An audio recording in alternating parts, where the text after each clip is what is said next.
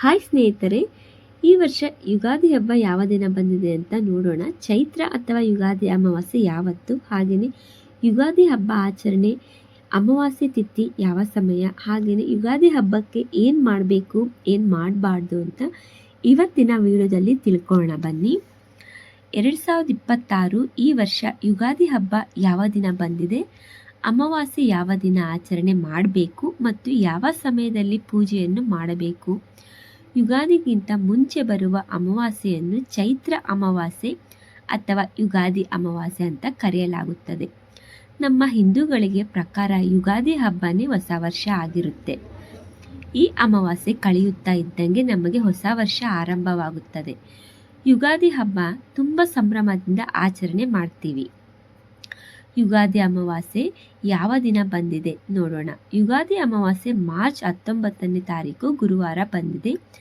ಅಮಾವಾಸ್ಯೆ ತಿಥಿ ಯಾವಾಗ ಆರಂಭವಾಗಿ ಯಾವಾಗ ಮುಕ್ತಾಯವಾಗುತ್ತೆ ನೋಡೋಣ.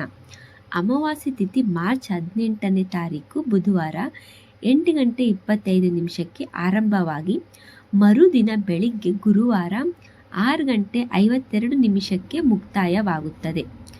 ಹೆಚ್ಚಿನ ಪ್ರಮಾಣದಲ್ಲಿ 18ನೇ ತಾರೀಕು ಅಮಾವಾಸ್ಯೆ ಇದ್ದರೂ ಕೂಡ ಸೂರ್ಯ ಉದಯವಾಗುವ ತಿಥಿ ಮಾರ್ಚ್ 19ನೇ ತಾರೀಕು ಬಂದಿರುವುದರಿಂದ ಯುಗಾದಿ ಅಮಾವಾಸ್ಯೆ ಪೂಜೆ 19ನೇ ತಾರೀಕೆ ಆಚರಣೆ ಮಾಡಬೇಕಾಗುತ್ತದೆ.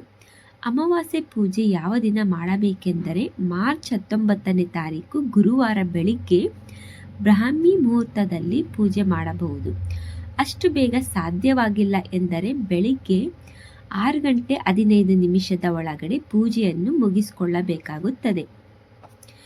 7 ಗಂಟೆ ಮೇಲೆ ನೀವು ಪೂಜೆ ಮಾಡ್ತೀರಿ ಅಂದರೆ ಆವಾಗ ಅಮಾವಾಸ್ಯೆ ಮುಗಿದಿರುತ್ತೆ.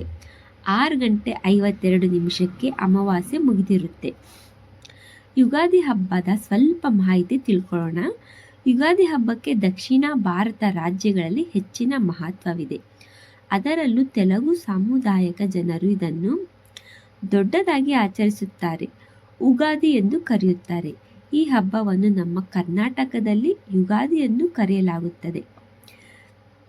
ಯುಗಾದಿ ಎಂಬ ಶಬ್ದವು ಯುಗ ಮತ್ತು ಆದಿ ಎಂಬ 2 ಪದಗಳಿಂದ ರಚಿಸಲ್ಪಟ್ಟಿದ್ದು. ಯುಗ ಎಂದರೆ ಸಮಯ ಅಥವಾ ಕಾಲ, ಆದಿ ಎಂದರೆ ಆರಂಭ, ಹೊಸ ಸಮಯದ ಆರಂಭ ಎಂಬುದು ಯುಗಾದಿಯ ಅರ್ಥ.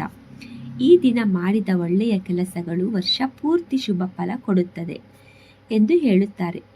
ಯುಗಾದಿ ಹಬ್ಬದ ದಿನ ಮಾಡಬೇಕಾಗಿದ್ದು ಬೆಳಿಗ್ಗೆ ಬೇಗ ಎದ್ದು ಸ್ನಾನ ಮಾಡಬೇಕು, ದೇವರ ಪೂಜೆ ಮಾಡಬೇಕು, ಯುಗಾದಿ ಹಬ್ಬಕ್ಕೆ ಬೇವು ಬೆಲ್ಲ ತಿನ್ನಬೇಕು.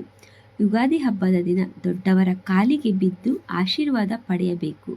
ಯುಗಾದಿ ಹಬ್ಬದ ದಿನ ಏನು ಮಾಡಬಾರದು: ಜಗಳ ಮಾಡುವುದು, ಕೆಟ್ಟ ಮಾತು ಹೇಳುವುದು, ಬೇರೆಯವರ ಬಗ್ಗೆ ಕೀಳಾಗಿ ಮಾತನಾಡುವುದು, ಅವರಿಗೆ ಅವಮಾನ ಮಾಡುವುದು.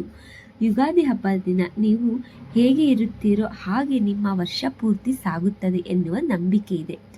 ಅದರಲ್ಲೂ ಕುಟುಂಬದ ಜೊತೆ ಯುಗಾದಿ ಹಬ್ಬವನ್ನು ಸಂತೋಷದಿಂದ ಆಚರಣೆ ಮಾಡಿ, ದೇವರ ಧ್ಯಾನ ಮಾಡಿ ದಿನವನ್ನು ಆರಂಭಿಸಿ. ಬೇವು ಬೆಲ್ಲ ತಿನ್ನುತ್ತಾ ಕಹಿ ನೆನಪು ಮರೆಯಾಗಲಿ, ಸಿಹಿ ನೆನಪು ಚಿಗುರಲಿ. ಹೊಸ ವರ್ಷದಲ್ಲಿ ನೀವು ಕಂಡ ಎಲ್ಲ ಕನಸುಗಳು ನನಸಾಗಲಿ. ಯುಗಾದಿ ಹಬ್ಬ ಹಾಗೂ ಹೊಸ ವರ್ಷದ ಶುಭಾಶಯಗಳು. ದೇವರು ನಿಮಗೂ ನಿಮ್ಮ ಕುಟುಂಬಕ್ಕೂ ಸಕಲ ಐಶ್ವರ್ಯ, ಆರೋಗ್ಯ, ಯಶಸ್ಸು ಕೊಟ್ಟು ಕಾಪಾಡಲಿ ಎಂದು ಇವತ್ತಿನ ವಿಡಿಯೋದಲ್ಲಿ ತಿಳಿಸ್ಕೊಡ್ತಾ ಇದ್ದೀನಿ.